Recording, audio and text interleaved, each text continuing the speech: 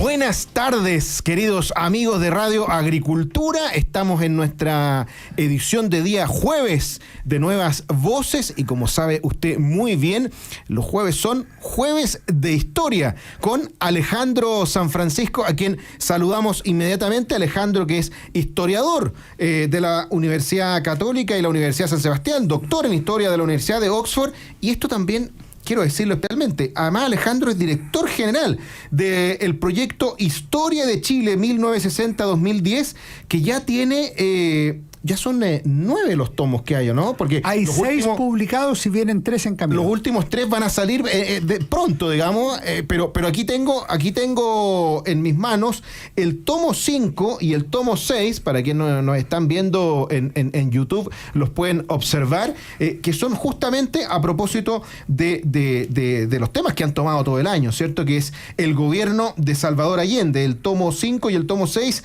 las vías chilenas al socialismo, el gobierno de Allende entre 1970 y 1973. Por aquí nos puede contar después Alejandro el detalle, pero la gracia es que esta es una obra, diría yo, monumental, que trata de hacerse cargo de cada uno de los detalles que tienen que ver con el gobierno de Salvador Allende, no solamente desde el punto de vista político, sino que también del punto de vista cultural, del punto de vista, digamos, de los distintos actores, de la iglesia, de la oposición, del oficialismo. Es muy interesante y muy nutrido el detalle que se entrega ahí a propósito de los 50 años. Alejandro San Francisco, bienvenido. Muchas gracias, doctor Acosta. Eso es posible porque tenemos un muy buen equipo. Esta es una obra colectiva, no es personal. Tú bien lo dijiste, yo soy director general.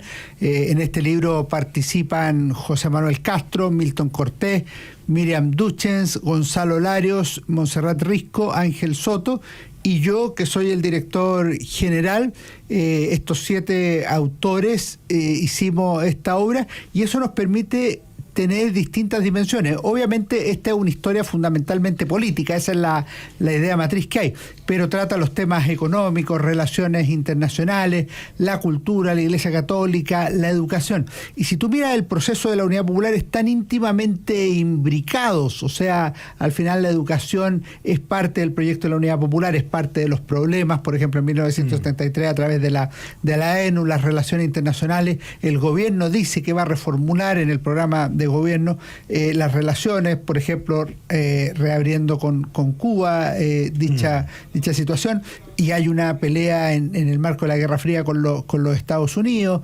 En el ámbito económico hay un primer año de bonanza, el boom del consumo le llamamos, pero en el segundo y tercer año hay desabastecimiento, inflación, mercado negro. En el plano de la Iglesia Católica es un actor fundamental, se constituyen los cristianos por el socialismo, el cardenal Silva Enríquez procura acercamiento entre el gobierno y el Partido Demócrata Cristiano en medio de la crisis, y el tema de la cultura también es muy relevante. No hay revolución sin canciones, decían en ese minuto, y gran parte del mundo de la cultura se compromete con el proyecto de la Unidad Popular. Entonces tú miras que de distintos ángulos hay temas diversos, y por supuesto todo esto está cruzado por el tema político, que comienza con una biografía del presidente Salvador Allende, obviamente la biografía del presidente Salvador Allende cuando no era presidente, o sea, desde su nacimiento hasta la llegada a la moneda, un itinerario de la izquierda chilena antes de 1970, no solo de los partidos socialistas y comunistas, sino también de ese vasto mundo de la izquierda, el movimiento popular, la CUT, el mundo cultural y otros, y por supuesto la trayectoria política en esos 3 años de la administración del gobierno de la Unidad Popular. Y ya que estamos a 3 de agosto, debemos estar hoy día, supongo. Así es. Yo me pierdo con los días ya. Aparece especialmente detallado agosto de 1973, es decir, hace 50 años, que es cuando la crisis ya parece volverse irreversible. Bueno, de eso es precisamente lo que queremos conversar el día de hoy con Alejandro San Francisco, también director general de Historia de Chile 1960-2010, un proyecto del Centro de Extensión de la Universidad San Sebastián, porque conversando con Alejandro antes de partir el programa y comentando ayer qué podíamos traer hoy día, como decíamos ayer, siempre hay un tuit, siempre hay una declaración del presidente de la República, y una de las que manifestó ayer es que, a propósito de los 50 años, dijo su excelencia el presidente de la República: se equivocan profundamente quienes pretenden separar al golpe de lo que vino después.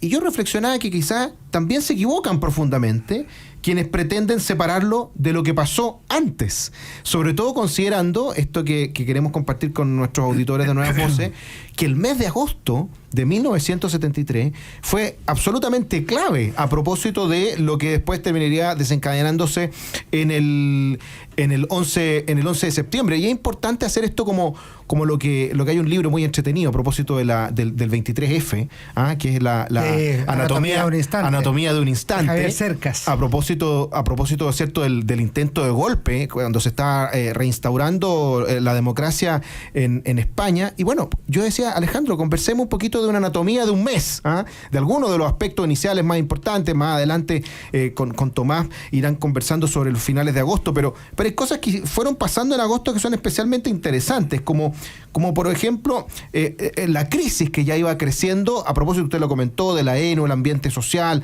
cómo estábamos entrando en agosto en una altura de un 3 de agosto hace 50 años, 1973. Sí, mira, yo creo que tú y el presidente tienen razón. Evidentemente no se puede separar el 11 de septiembre del 12 de septiembre, pero tampoco se puede separar del 10. Ahora, en esto no hay que tomar posturas moralizantes o inquisitivas, así que se equivocan rotundamente. Depende, pues a lo mejor las personas lo están separando en un aspecto específico, y eso sí se puede hacer. O sea, no hay en esto una regla absoluta en que viene aquí un super gurú y dice, esta es la forma de interpretar del 11 hacia adelante, del 11 hacia atrás, del 4 de septiembre hacia adelante, así se interpreta canónicamente el marxismo en el siglo XX, esta es la forma de entender la democracia en Chile en el siglo XX, el que la entiende distinto se equivoca rotundamente.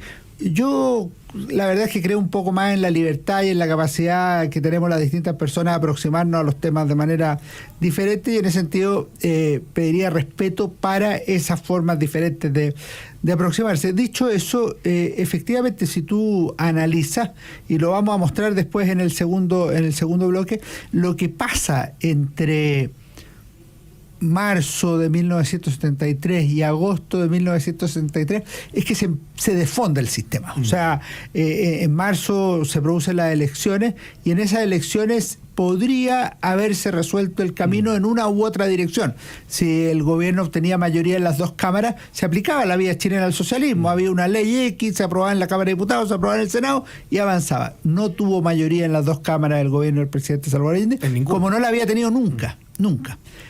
Y por otro lado, la oposición no obtuvo 2/3 en el Senado que le habrían permitido deponer al presidente de la República de manera constitucional. Que idealmente no se debe ocupar esa fórmula, pero en los momentos de crisis existe esa 2/3 que tampoco tuvo ninguna elección complementaria anterior, por ejemplo. Tampoco, lo cual hacía bastante torpe pensar en que se iba a llegar a los 2/3. Dicho eso, entonces empiezan a agotar algunas de las fórmulas de solución del conflicto político. Y adicionalmente, después de las elecciones, se radicaliza el conflicto político por la discusión de la Escuela Nacional Unificada, la ENU, que no solo moviliza a los partidos políticos, sino que a los padres y apoderados, a las federaciones de estudiantes secundarias y universitarias, a la Iglesia Católica, a las Fuerzas Armadas. Por el paro del teniente, que es muy grave, se extiende por 76 días, es un paro donde los mineros en la zona del teniente Rancagua, donde el presidente Allende dio el discurso de nacionalización del cobre en 1971, en julio, se paralizan contra el gobierno del presidente Salvador Allende, precisamente. Ese fue un paro muy doloroso. Fue un paro muy doloroso y un poquito inexplicable también, ¿o no? Es inexplicable porque el gobierno pensó que jamás iban a ir los mineros a paro. La razón, la forma es bien curiosa, que es por un doble reajuste de sueldo por la escala móvil que tenían los trabajadores del teniente, y además porque en el cambio de gabinete del 27 de marzo el presidente había dicho que había que apretar un poco, o sea que venía una hora dura en materia económica, que ya era muy tardía. Ahí se incorporaron, por ejemplo, Sergio Vitar como ministro de Minería. Entonces fue el peor escenario posible para la posibilidad de resolver el conflicto. Y era inexplicable para afuera también. Había una frase que me llamó mucho la atención, que alguna vez la escuché, a propósito de que cómo el gobierno del pueblo iba a explicar que el pueblo, que en este caso eran los mineros, estaban haciéndole un paro por 76 días, digamos. ¿Cómo lo explicaban en el extranjero? Muy buen recuerdo, doctor Acosta. Esa es una frase del escritor Baltasar Castro, que había sido también diputado y senador socialista por Rancagua. Y efectivamente él decía, bueno, ¿y cómo le explicamos a los extranjeros que en el gobierno del pueblo los mineros están haciéndole un paro a su propio gobierno? En mayo, para poner otro ejemplo, el 21 de mayo prácticamente el gobierno dijo, hoy hay que parar la guerra civil. En mayo asumió la conducción de la democracia cristiana Patricio Aylwin, con un eslogan muy dramático: no dejar pasar una al gobierno. Entonces eso también es relevante. En junio pasan dos cosas. Por un lado, Miguel Enrique dijo en un discurso notable, realmente notable, pero peligroso y dramático a la vez, dijo: se acaba el tiempo de las ilusiones reformistas de la revolución sin costo social. Las leyes de hierro de la lucha de clases terminaron por imponerse e hicieron trizas los sueños reformistas de la unidad popular. Solo puede haber revolución violenta, auténtica revolución obrera, revolución campesina. Y terminó, y el 29 de junio se produjo el tanquetazo, es decir, la sublevación de un sector del ejército para realizar un golpe de Estado, para tomarse el poder, golpe que resultó fallido. En julio, para cerrar, el 11 de julio, en un discurso en el Senado, Patricio Aylwin dijo: oye, esta cuestión está mal y un sector importante de la población piensa ya que solo los militares podrían traer la solución.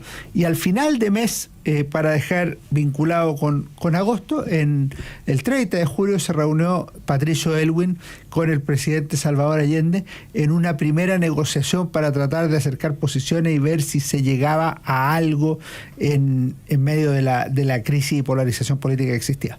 Ahora, lo interesante es que todos esos hitos históricos también tenían unos dobles o triples significados que iban componiendo, digamos, una descripción un poquitito más nutrida de lo que era el Chile de hace 50 años atrás. Por ejemplo, o sea, traten de imaginar ustedes, mis queridos auditores, lo que significaría que un líder político relevante, como era Miguel Enrique, dijera que las leyes de hierro de los clásicos del marxismo, es decir, la llegada al poder total a través de la violencia, era lo que se tenía que imponer. Y lo decía absolutamente en serio, y personas, no sé, miles de personas lo aplaudían a rabiar en un estadio. O, por ejemplo, también situaciones como el tanquetazo que usted mencionaba también, y que mostraba, por ejemplo, que los cordones industriales no estaban tan preparados. Ahora, lo que muestra de fondo es esos dos temas que tú planteas, el tanquetazo y la postura del MIR. Y el discurso del MIR de Miguel Enrique, muestran una realidad muy dramática.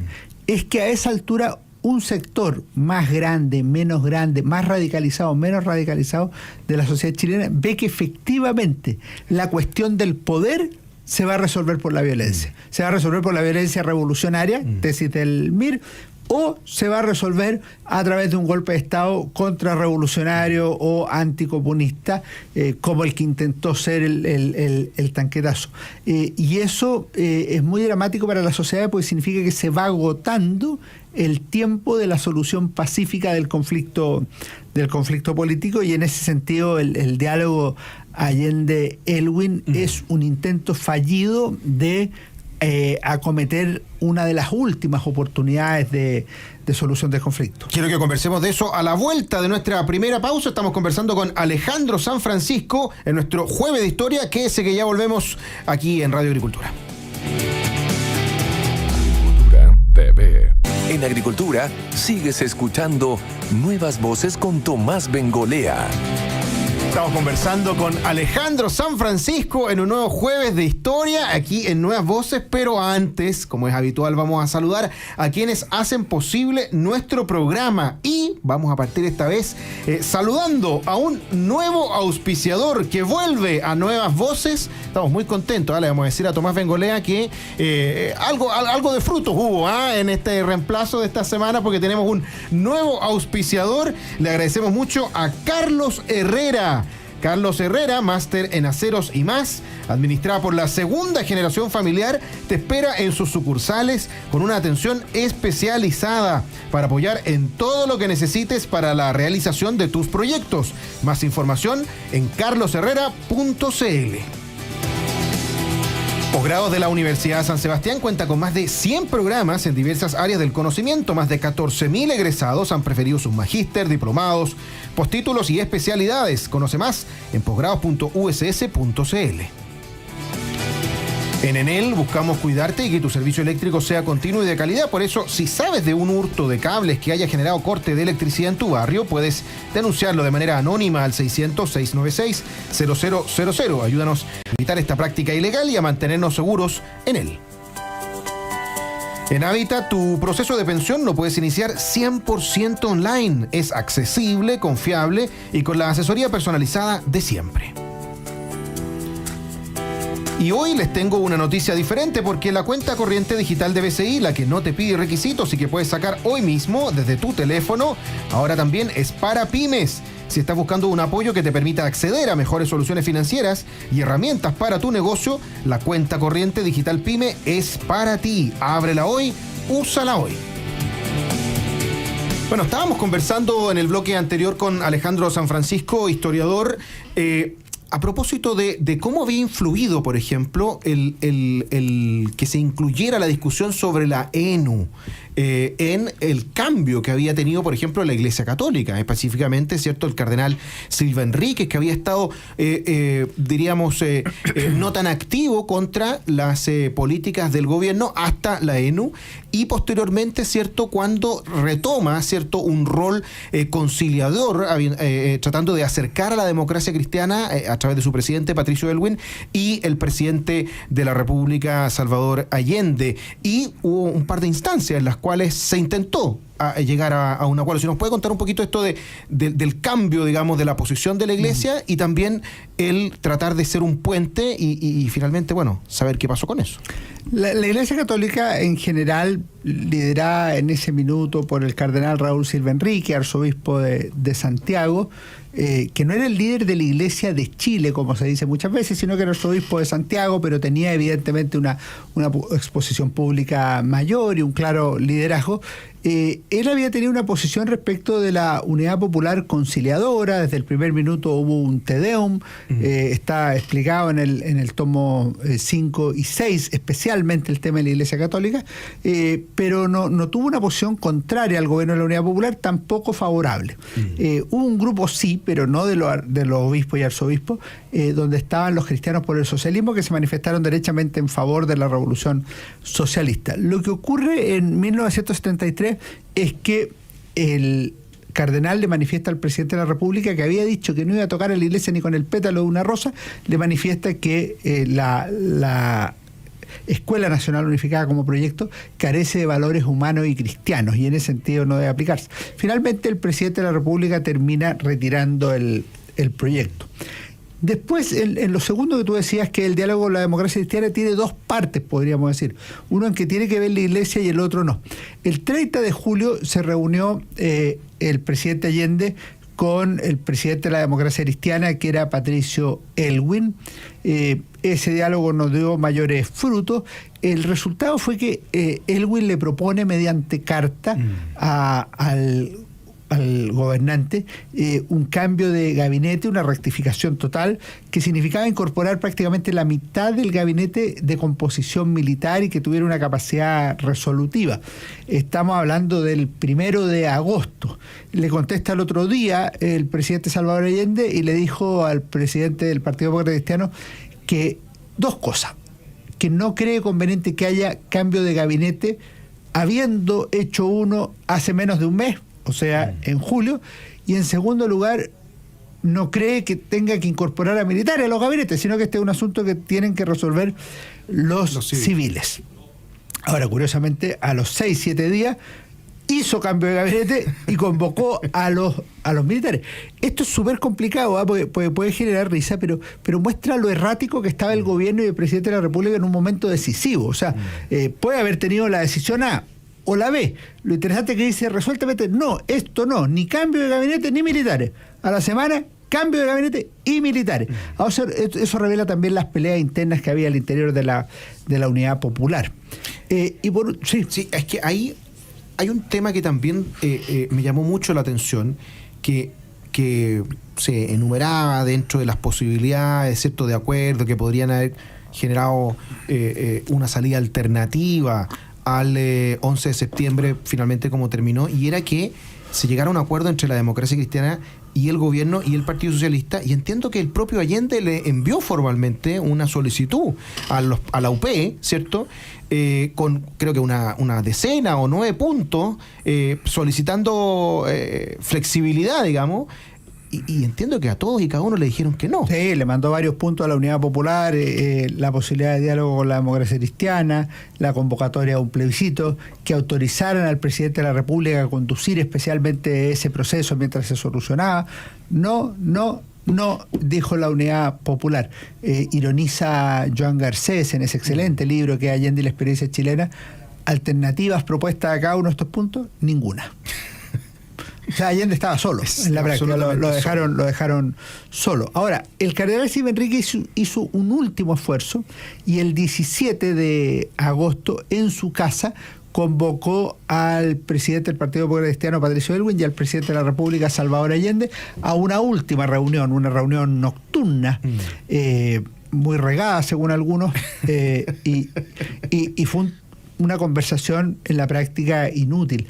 Es bien interesante, el presidente demócrata cristiano le plantea 2 o 3 cosas muy duras al presidente Allende. Una, presidente, esto hay que solucionarlo, en Chile nadie trabaja. Y el presidente Allende asiente en ese punto. O sea, que en Chile nadie trabaja. Chile está paralizado. Está paralizado por la oposición, que había organizado un paro final, que era un paro de claras características golpistas, y por otro lado porque la CUT organiza un paro para apoyar al gobierno. Entonces, efectivamente, en Chile ya nadie trabaja. Esa es la situación. Después le dice, usted tiene que tomar una definición clara. O está con el MIR, con los sectores del poder popular, o está con la democracia y con el proyecto. Tome una decisión. Esta es una crítica que le hace Patricio Aylwin y que se ve claramente en el último libro que ha aparecido ahora en julio de Patricio Aylwin. Algunos días atrás. Así que el presidente Allende no tomaba decisiones. Y esa es una segunda crítica que le hace. Y el tercer punto que le plantea es, presidente, usted claramente ha destruido el sistema económico y social vigente y no ha construido nada a cambio. Esto se va a cobrar, porque tiene que ser capaz de destruir y construir algo como alternativa, y esto no está. Ahora, al día siguiente, fue a visitar Aylwin nuevamente al cardenal Silva Enrique. La mañana le dijo, no sirvió para nada esta discusión. Yo tengo una tesis que obviamente se puede probar y discutir, pero mira, traje esto, Jorge, que se lo pueden mostrar a los auditores que están viendo el programa. La revista Punto Final, que es la exclusiva para Chile. Que es la conversación del presidente Salvador Allende, ya es presidente, o sea, estamos hablando de marzo del 71, con Regis Debray, el intelectual francés, teórico del marxismo, un tipo muy, muy inteligente, y que conversan de la vida del presidente Allende, de la llegada al gobierno, del proyecto de la Unidad Popular, de la construcción del socialismo. ¿Y por qué esto lo vinculo a lo que estamos hablando? Porque en una parte le dice Regis Debray, oye, Salvador, pero tú tuviste que negociar el Estatuto de Garantías Constitucionales.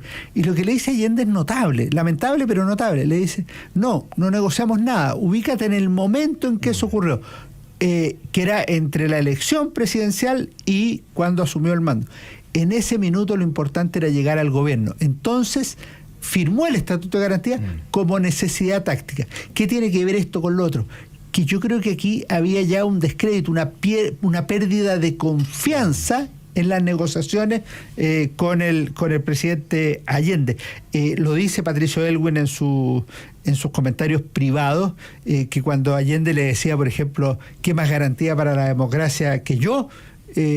Aylwin, sin decírselo, su pensamiento fue, mejóreme la garantía. O sea, ya no le tenían confianza al presidente Salvador Allende, en parte porque el que cortaba el queque era la Unidad Popular y no el presidente de la República. Y porque también se había hipotecado las confianzas anteriormente con declaraciones como esta, digamos. Por ejemplo. Simplemente una concesión táctica. Ahora, Alejandro San Francisco, usted comentó en algún minuto que el presidente Allende le había respondido, ¿cierto?, a Patricio Aylwin, en ese tiempo presidente de la democracia cristiana, que no había espacio para un cambio de gabinete y que tampoco había espacio para ingresar a militares. Bueno, pocos días después, una semana o menos después, hizo un cambio de gabinete, lo que fue llamado el cambio de gabinete, ¿cierto?, de unidad nacional. No, de seguridad o salvación nacional. De salvación nacional. De seguridad nacional o de salvación nacional. Efectivamente, ese fue el gabinete del 8 de agosto, 9 de agosto, y es un cambio muy dramático porque primero el presidente Allende llama a los comandantes en jefe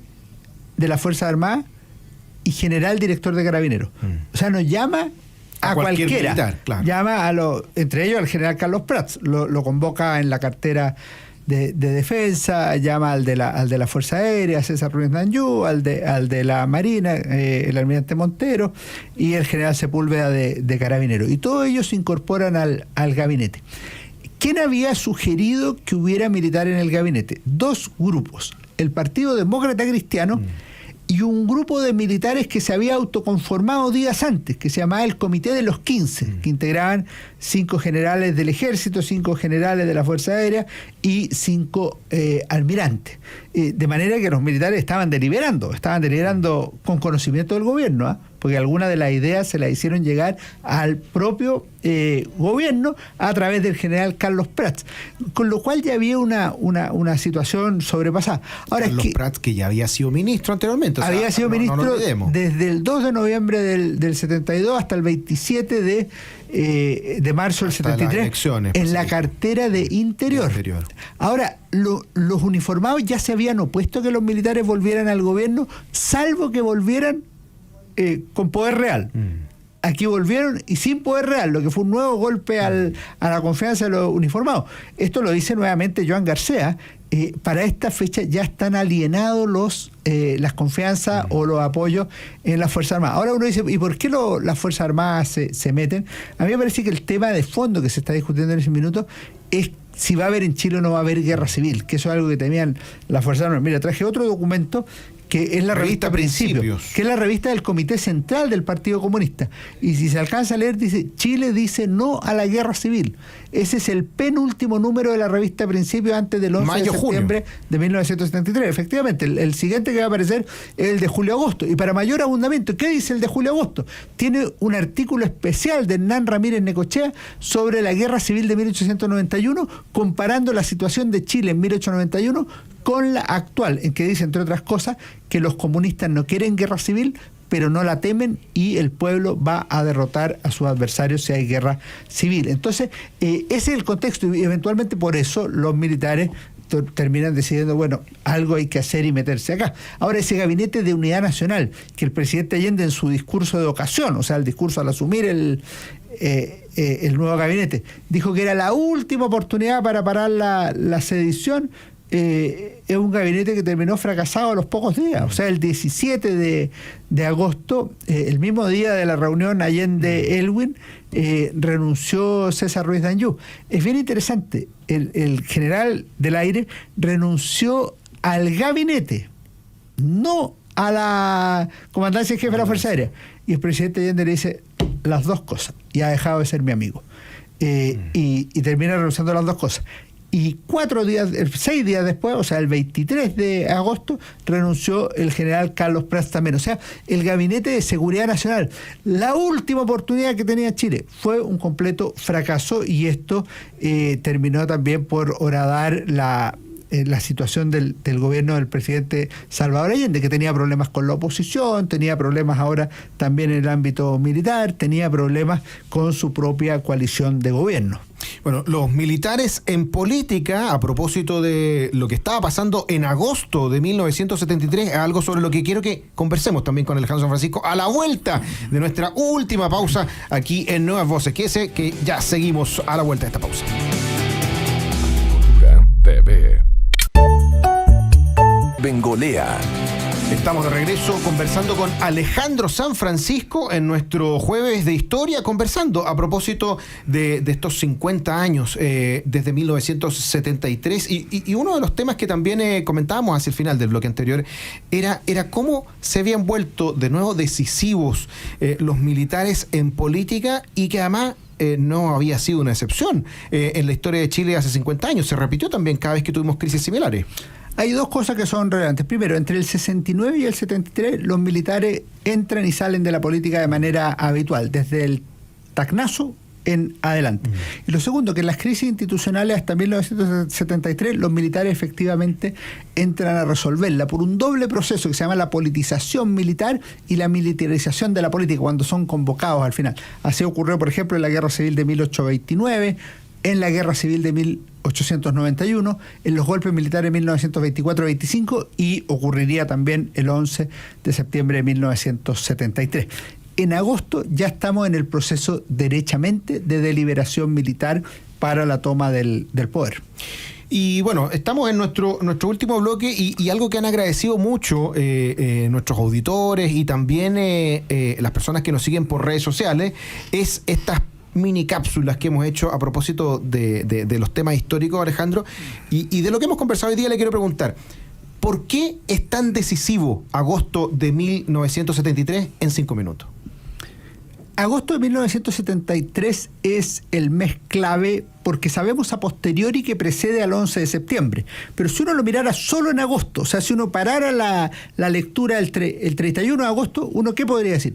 Primero, se agotan o fracasan las conversaciones entre el gobierno y la democracia cristiana. La del 30 de julio y la del 17 de agosto terminan en nada. Y esa habría sido una posibilidad de solución institucional al conflicto político.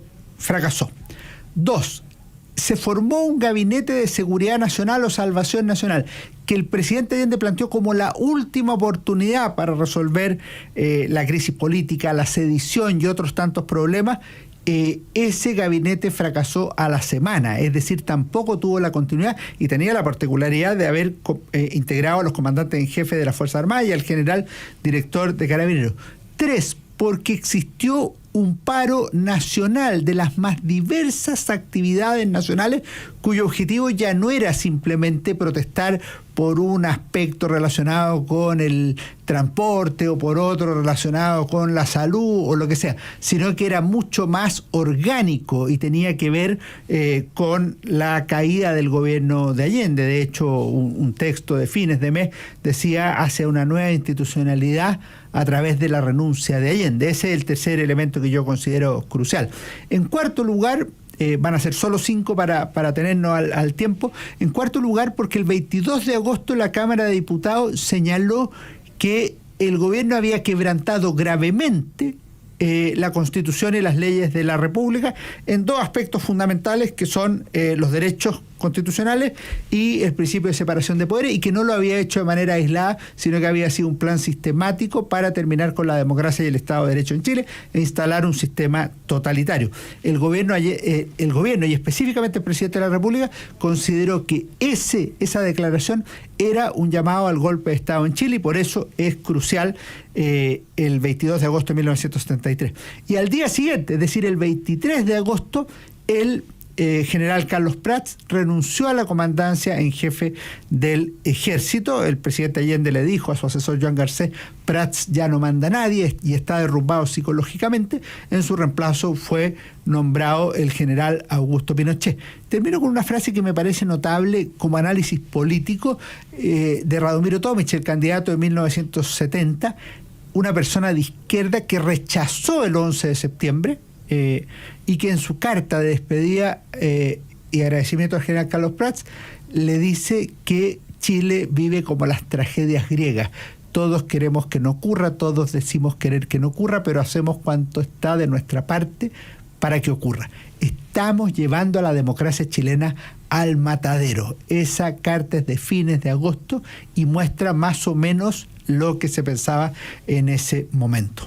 Partíamos el programa conversando sobre lo importante que era hablar no solamente del 11 y del 12, sino que también del 10, es decir, de todo lo que tiene que ver con el año 1973 y septiembre, antes y después. Pero esta historia no parte solamente en 1973, sino que con los inicios del gobierno de la Unidad Popular, y yo sé... Y antes, parte de la era de las revoluciones, con la Revolución Cubana y con la crisis de la Constitución del 25, y se pueden ver muchas cosas. Y se pueden ver muchos antecedentes que complementan un poco más entender el proceso histórico, porque yo sé que para quienes, digamos, somos un poco más jóvenes y no tuvimos la oportunidad de vivir esa experiencia, nos cuesta un poquito entender las dinámicas que habían detrás, pero bueno, está todavía potente funcionando la Unión Soviética, estábamos en el contexto de la Guerra Fría, o sea, es muy interesante poder nutrirse un poquito más de los procesos históricos para entender qué fue lo que sucedió y por qué las cosas llegaron hasta donde llegaron. Entonces, por eso mismo, quería preguntarle a Alejandro Francisco, ¿qué libro nos quería recomendar hoy día? Porque entiendo que tiene que ver a propósito con esto de entender un poquito más los procesos históricos. Efectivamente, pues vamos a recomendar un libro de dos excelentes historiadores. Yo he leído varias cosas de ellos.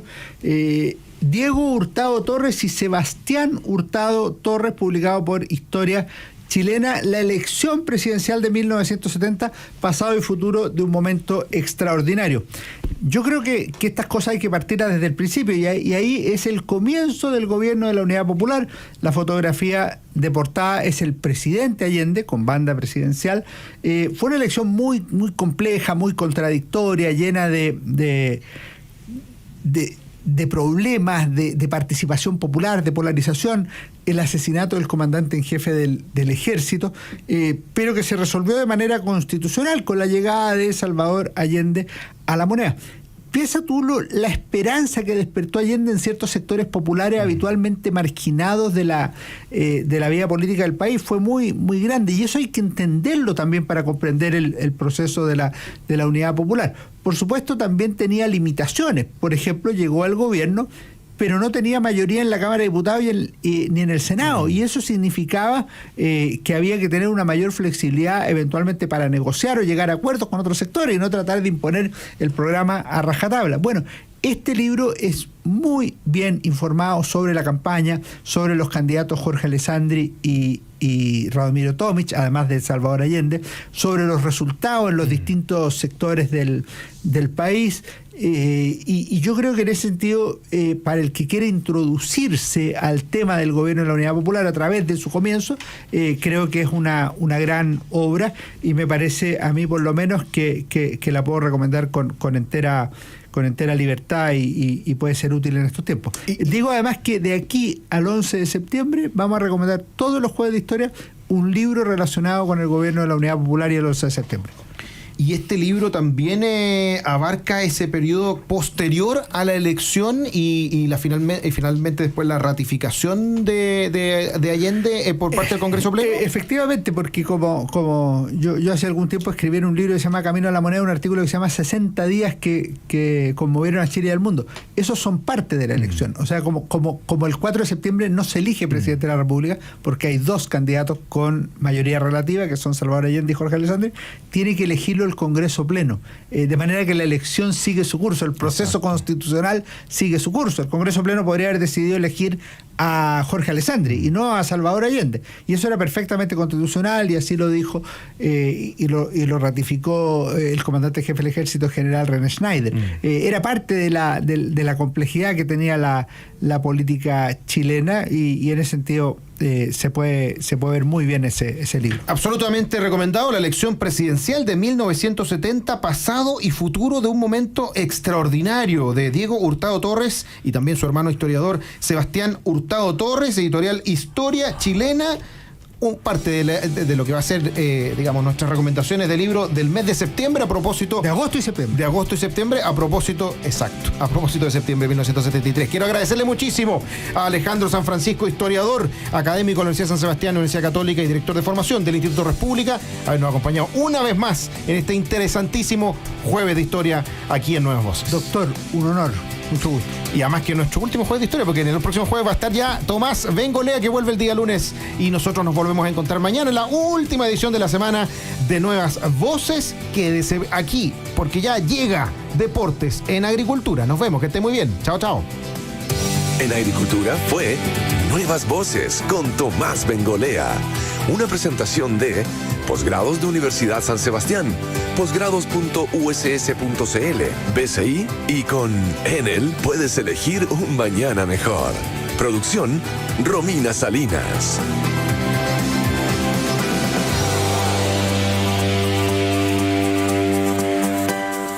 Vuelve a escuchar este programa en la web agricultura.cl y también en tu celular.